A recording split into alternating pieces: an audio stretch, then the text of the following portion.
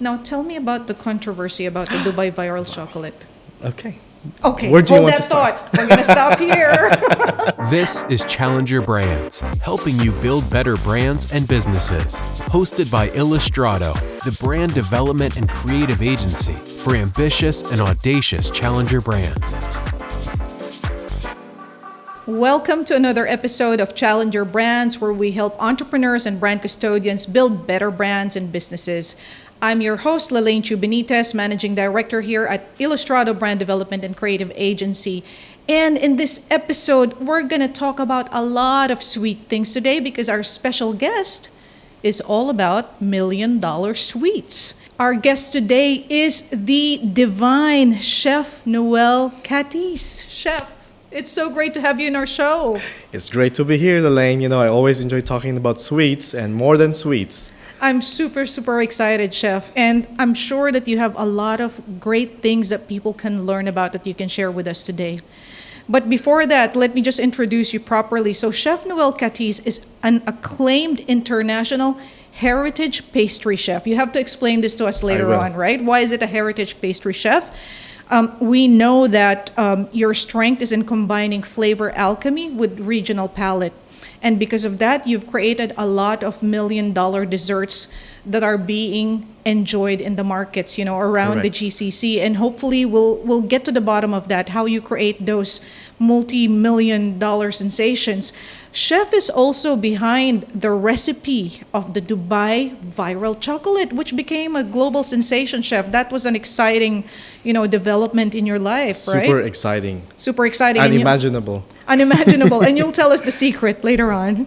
Okay? So in this episode, I know that for a lot of people, creating something that can sell millions of dollars is no easy feat, but you make it look easy. Easy, yeah. Right? And maybe I'm just using that word, right? But honestly, it's not easy. But let's get into that, Chef, right? So first of all, if you're going to be starting a recipe or developing a new product that you hope will be selling millions of dollars in the market, where do you start?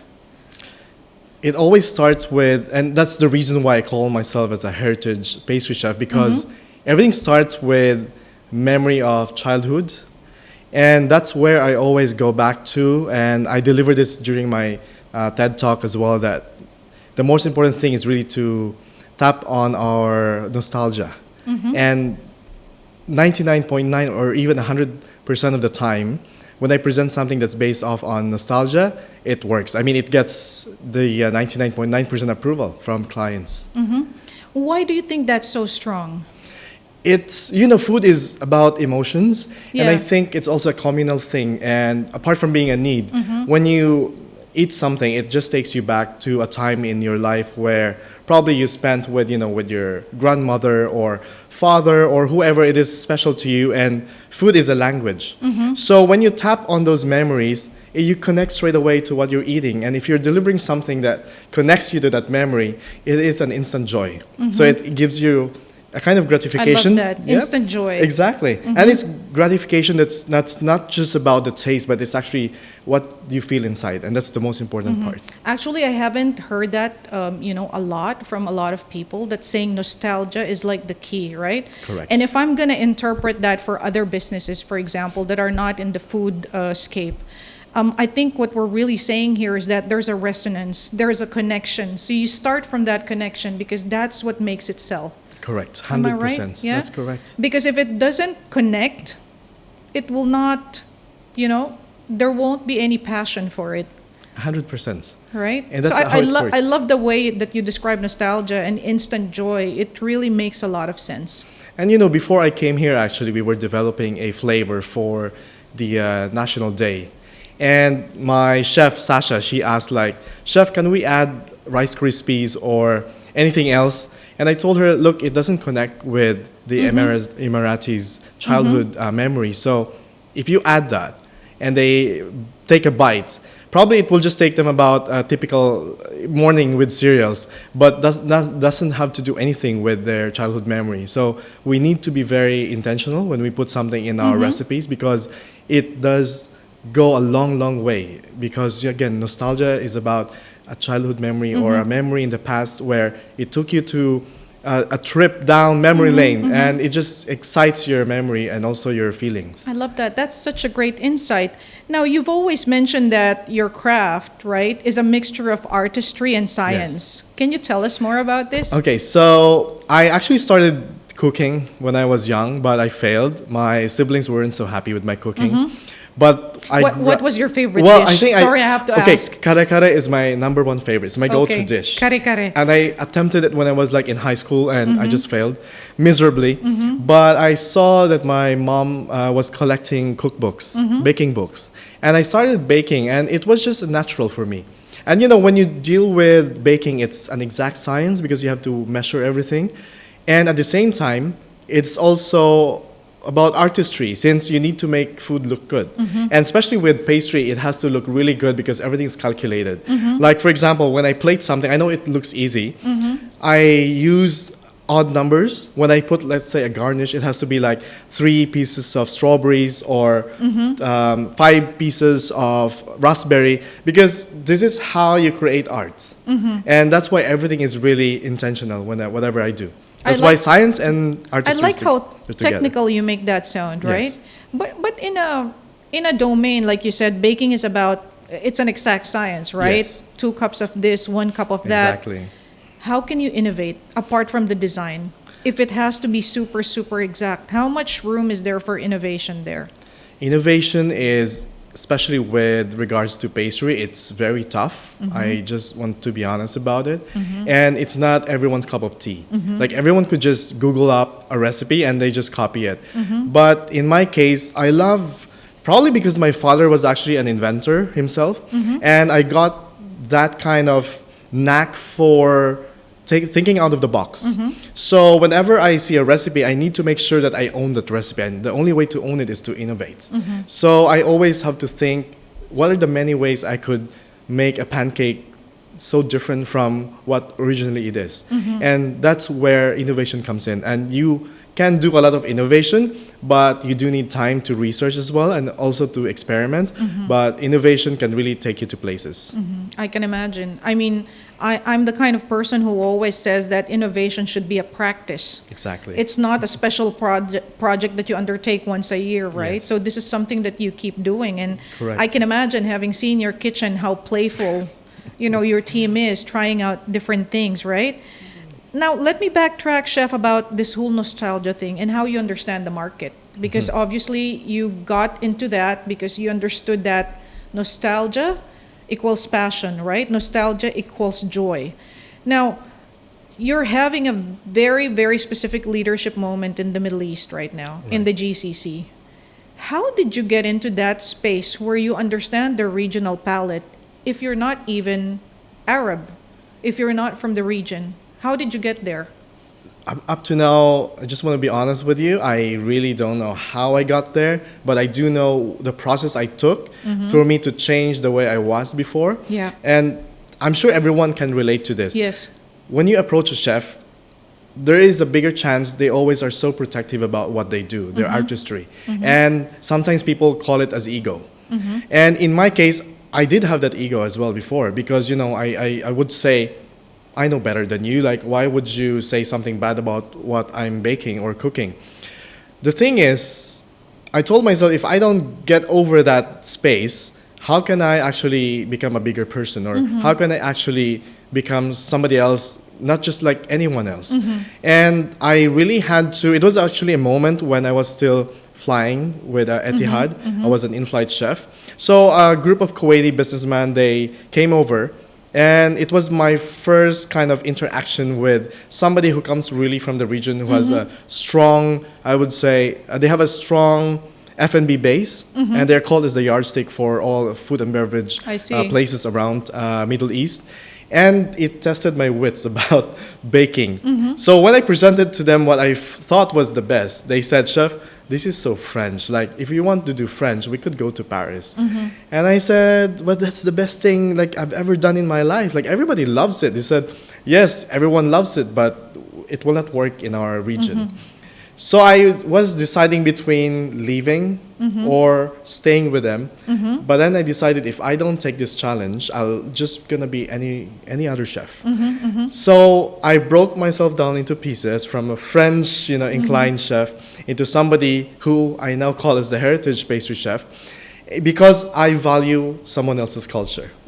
And that's when I was able to take up that space, and I just kept owning that space until it grew bigger. More people got to know what I do from that Kuwaiti group, and it just became more of a validation that yes, this is a niche that I can really thrive in. And up to now, has always been key to my success. So this is how you actually break boundaries, by just embracing other people's culture and also not being in that safe space of being I am the best chef and no one can touch me. No, I don't really believe in that all the time. Maybe it works for some people, but for me, I don't believe in having that ego to guide you in your journey as a chef. So I don't. I mean, that's the key to learning, right? Exactly. When we break down our ego, and I think you've done such a good job, and it's been validated over and over again, right? To Correct. create one pastry that has sold multi-millions. Exactly. Is one thing, but to have created so many, About 4,000 plus already. 4,000 plus, and then a Recipes, lot yes. of them are creating so much revenue in the market. Exactly. That's not, it's not a fluke. No, it's not. It's not by chance, No, right? it's not by chance. You'll tell us the secret later on. I'll shake it out of you. Okay. But before that, Chef, how long did it take you, for you to be able to say that, okay, I have a handle on the Middle Eastern palate, at least with sweets? What did it take? I know that you broke down your ego, but Yes. in practice, like if somebody needs to learn about this. Okay, how- the journey. Yeah. So that was like back in 2015. It took me probably, I would say, a good 4 years or even more. Okay. Because in 2018, I started opening my business as solopreneur, but even during the time, I was still in a journey. I was still learning.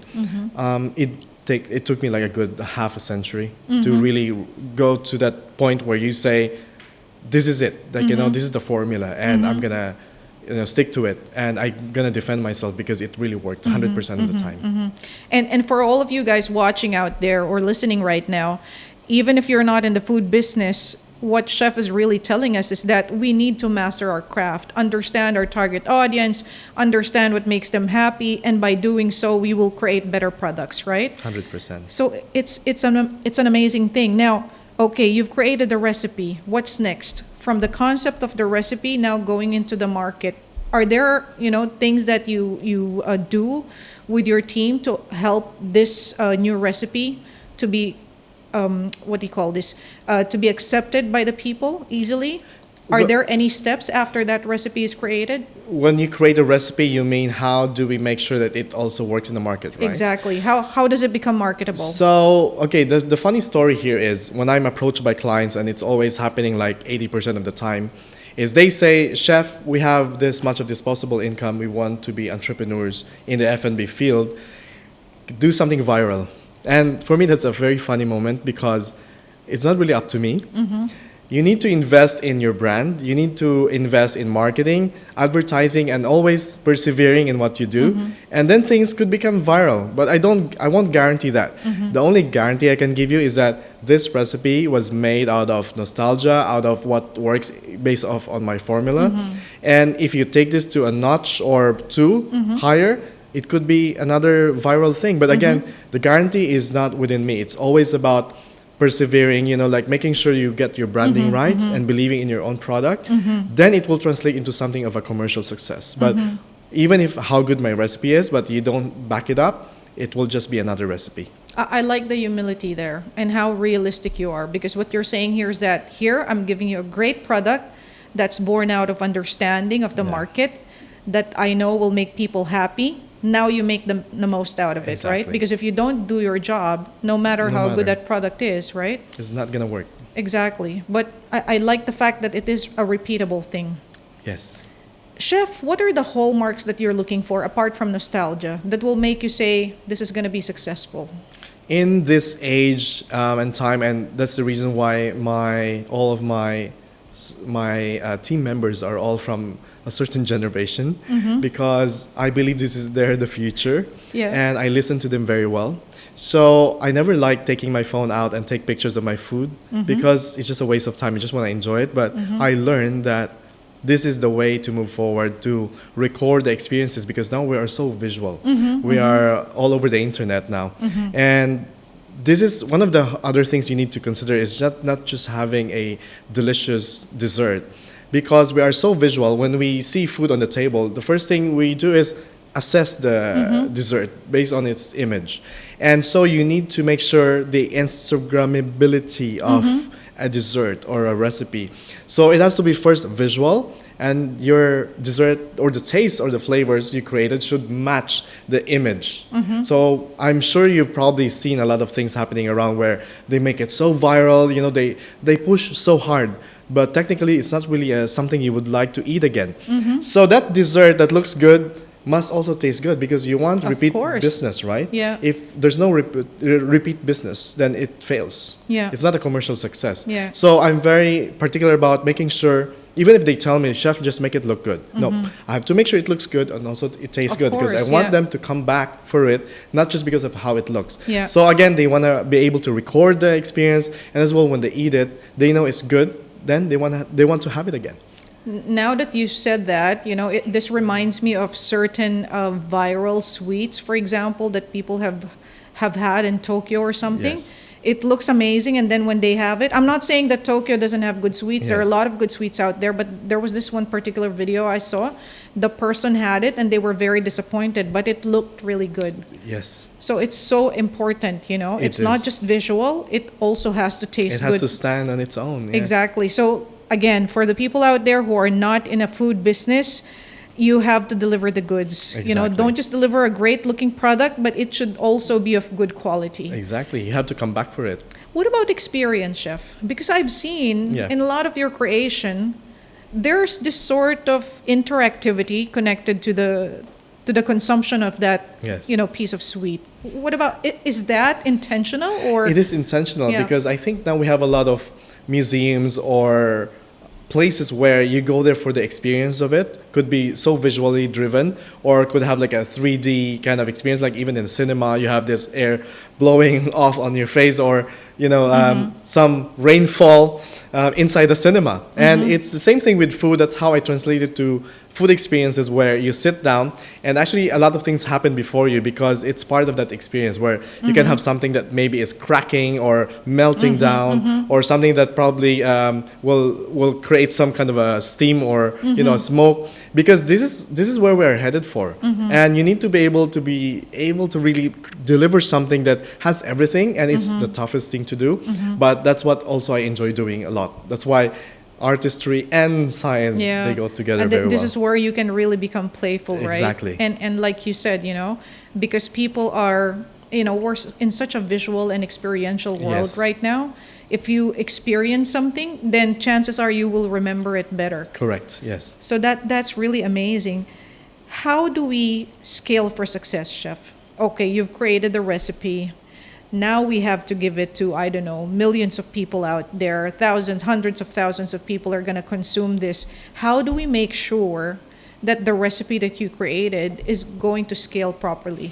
That's a very, very good question, Yeah. Lalaine. I've been through, I wouldn't say hell, but almost close to hell before. And it was a hard lesson Yeah. learned. And it was just out of pure, I would say, audacity to be successful. And there were investors who said, Chef, let's scale up your brand. And I said yes, without even doing, Yeah. you know, what I should have done before. And the point is that when you start something, even if how small it is, make sure you set it up for success by thinking that, is this something that's scalable, or is it reliant on one person? If it's reliant on one person, if that person disappears, your Yes. business collapses, right? True. So you need, like, for example, for me, I want to make sure that what I create, it's just not something that I can replicate with my own hands. It should be something that is comfortable enough for other people or other chefs to replicate, because if you can't, it's hard to scale it up. And scaling up is all about systems. It's all about understanding the rudiments of what you're doing, and really understanding that other people could probably find it difficult to do. So you have to use, again, technology. You have to use what's available around you to be able to like easily translate one recipe into like a million recipes. So this is how strategic I would look into it. So this is really important. You need to start from the very beginning in thinking how I could make 1,000 pieces out of just one recipe. Because this can make or break you. Exactly. You should start backwards. Reverse engineer Yes, it, reverse right? engineering. Supposed to. Okay, chef. Now tell me about the controversy about the Dubai viral chocolate. Okay. Okay, Where do you hold want that to start? thought. We're gonna stop here. I sound so show busy now. Just kidding. Anyway, we will thank our supporters first. Rove Hotels, thank you so much for always supporting us. This is Challenger Brands. Please subscribe to our channel and share our content. Follow us on our agency's social media pages, illustrato.co, on LinkedIn, Instagram, and Facebook, or subscribe to our newsletter via our website, www.illustrato.co. Thank you to our sponsors for today's episode. Rove Hotels. Rove Hotels are a jumping-off point for city explorers, simply designed for the young and young at heart. Born in Dubai, Rove is an award-winning lifestyle brand offering well-designed hotels, fuss-free service, and great value in well-connected locations. More than just a bed for the night, Rove provides rovers, the missing link to connect you to the city like a local, and explore the track less trodden in a relaxed environment where you can be yourself. With sustainability, local art, and high-performing functionality at the heart of its brand, Rove represents a new niche of hospitality for the digital nomad looking to become part of the neighborhood, even when they're just passing through. Please check them out at Rove Hotel. Goodness, I can't stop my face from aching now because I'm laughing so hard, Chef. Chef, before I ask you about that Dubai viral chocolate, right? Okay, like for example, the Dubai viral chocolate, so many people copied it already. Right. So many people copied it. What keeps you ahead in the game?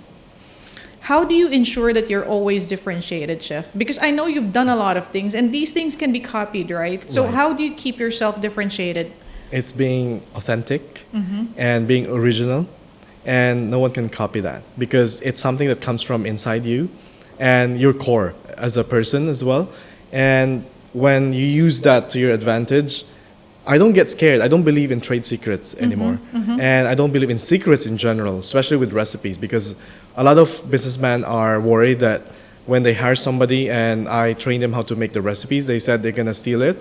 Let them steal it. Because at the end of the day, they are not the original person who created it. They don't know what was the reason why it was created and what were the reasons why the flavors were there in the first place. I love that. So that's why you need to just take it all in and know that no one else can be as you. They cannot. Not better, but no one can be like you. They can take the recipe, but they Yes. cannot take you. Exactly. They're not you, No. right? And you can always create something Exactly. new, right? Yes. Now about the Dubai viral chocolate. First, tell us how this became a global sensation. What happened here? I believe this idea during the time, it was the pandemic in 2021. It was a very novel idea. And although I've seen it happen in other countries, but to bring it to Dubai was something very ambitious. And that was when I actually I co-founded the brand along with my friend. And the idea was, let's create something that's unique to the Middle East. Something that they would just not buy because it's a piece of chocolate, but actually it reflects the dessert experiences around the area. And that's when it was born. So we signed an agreement together, we registered the brand, and then we created the products. So I made initially, I think, about 5 recipes. We call it the hero flavors. And the Kunafa was just one of them. And that was the one that went really viral. So during the time, nobody could, like I said, nobody could say if it's going to work in the market or not. People will always doubt. And that's always when people who doubt about something, that tends to become something else after a few years. So again, you just need to persevere. You need to keep believing in it. But after around a year, I had to choose between an investment that was way bigger than I've thought. And I thought, I was ready for it. So I took that bigger slice and I left the partnership for the viral fixed chocolate. So but even then, during the time, because I was really invested, because it's your baby as well.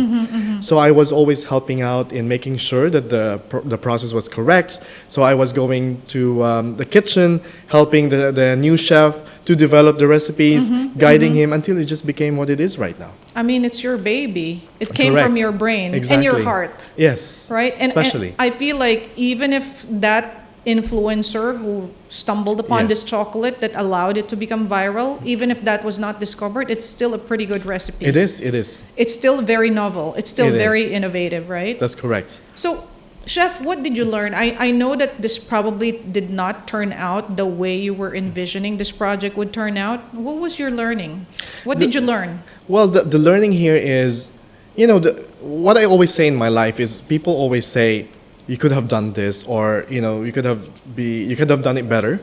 But the thing is, in every textbook or every successful businessman in this world who probably has shared his life story, the journey about how he took a lot of mistakes before becoming successful, I think everyone has just to embrace the journey. Because for me, for example, I need to experience that kind of failure for me to really realize how painful it is. And You're very gracious. You're very gracious.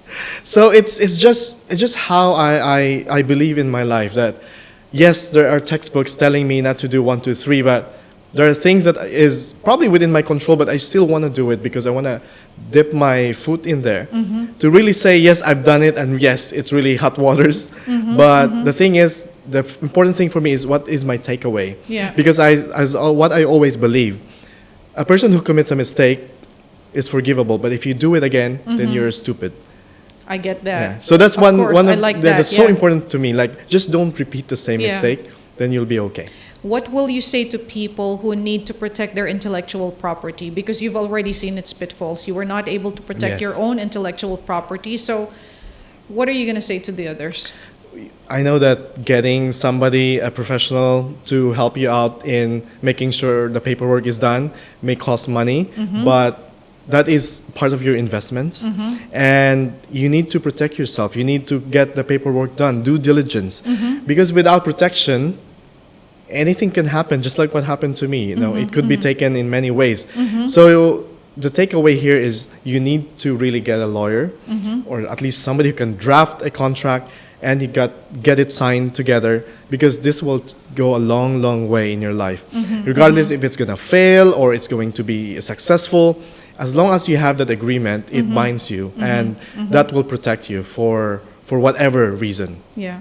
I mean, honestly, it did not turn out very well, but I gotta say that I love the fact that people recognize you as the creator of the recipe. So I give that to you. That's Thank you. that's awfully serendipitous, and I think that's the universe getting things Exactly, right. yes. So you're being acknowledged, and I've seen a lot of media outlets talking about you, and I'm so happy. I'm very happy too, but in the beginning, I really didn't think it would turn out to be like this, but I'm also grateful at the same time, because it is a validating moment that people do support, they do listen, if they know that it's coming from pure purpose, coming from passion, coming from love. People feel that in you. And when they see that energy, they just come together and say, Chef, we are behind you. We want you to continue leading the path towards innovation. And honestly, I feel like you have something bigger waiting for you than just a billboard on Sheikh Zayed Yes. Road featuring that chocolate, right? That's right. What chef can you share with us that's cooking in the future for you? What's baking in the oven that we can look forward to? There's- Whatever you can share at this stage, yeah? Of course.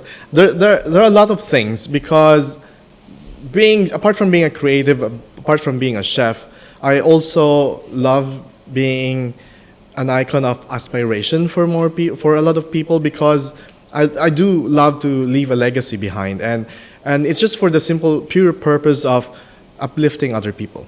And it could come in various ways, whether I have a brand, let's say a bakery line, or a chocolate line, and which is in the works right now. And the other thing is also being a thought leader, and someone who really motivates people, because a lot of people are waiting for you to inspire them, and actually they're looking up to you. If you don't take that cup with you and keep it full, then I believe personally that I failed. And has always been my mission since I was really young. I just want to be very inspirational, aspirational, and also just to lead the way so that other people can also follow you and be you as well in the future. Chef, what's your advice for entrepreneurs right now who are going through tough times and, they're struggling, they can't find the right product market fit, they don't know if they're going to be able to sell their products in the market, they're very uncertain, their future is a cloud. What can you say to them? What's the advice? Based off on my own journey, did I doubt myself before? Sometimes I would say 1% of the time, but 99% of that is all about faith in you, the faith you have in something that you're doing, and just being true to what you're doing. Trust your core. You will never get lost. Just be authentic, because when you're authentic, people tend to be drawn towards you. And then when these people are drawn towards you, these people could be the key to your success. I will never doubt that. And I always believe that things happen for a reason. So if you're going through a tough time, sometimes what you need to do is just take a break, take a step back, but just don't forget what really is your calling. Like, what really do you want to achieve? If it's something just out of someone else's dream and you want to do it as well, but it doesn't resonate to you in a deeper level, then don't do it. Just do something that it's authentic, it's natural, and everything will fall into place, because that's what my journey has been. Words that you live by. Words that I live by, there's a lot. Okay, let's try it. I always just go with just being authentic. Be authentic. Yes. One more question before we go.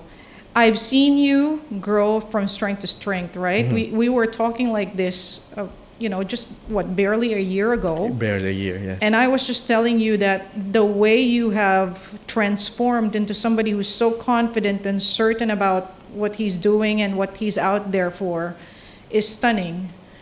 How did you go through that journey, and what can people learn from you? How did you get so strong in this? I believe it's really more about the universe coming together. I always believe in that. I believe in energies as well, and just putting out those aspirations, and also believing that at some point, whatever you've done in the past, it actually prepares you for today or the future. And that's why I always say success is not something that's happening out of luck. Success is actually what you've been doing from the past, and they just keep compiling, and it's just overflows, and that's success. And what I always think about is just have to stick to really your core, and nothing's gonna fail you. And the light bulb moment for me when I decided to really pivot was when I was on a show, and I was told by seasoned investors and businessmen that I'm ready. It's just that I was looking outwardly instead of inwardly. And that moment, it really struck me hard. When I started to look inwardly, I realized I have so much to offer. I've done so many things in my life that I'm ready to actually just blow out. That's amazing. What's your one-word motto in life? Believe. Believe. I love that. What's your favorite skincare? A lot of stuff. Maybe Korean skincare. Thank you so much, Chef. This was such an enjoyable conversation. More power to you. I wish you all the best. Keep on being that gracious person, grace under fire. Yes. That's what I see in you. And I wish that everybody in the world can enjoy your sweets. Thank you. And to our listeners and the people watching out there, guys, remember what you've learned from Chef Nouel. Nostalgia or connection with your target audience is super, super powerful. Right. What else did we learn? Be authentic and believe. And that's it for today. Thank you so much, Chef. Thank you too. Let's go snapping. This was so fun. Time flew just like that. Yes. Hope to see you again. And same here. Don't be a stranger. We'll talk to you again one of these days, when you're launching. Yes. Thank you so much, Lelaine. Super. Thank you. All right, guys. Thank you. We'll see you in the next episode of Challenger Brands. Bye-bye. Please subscribe to our channel and share our content. For more actionable insights on brand and business building, follow us on our agency's social media pages, illustrato.co, or subscribe to our newsletter via our website, www.illustrato.co.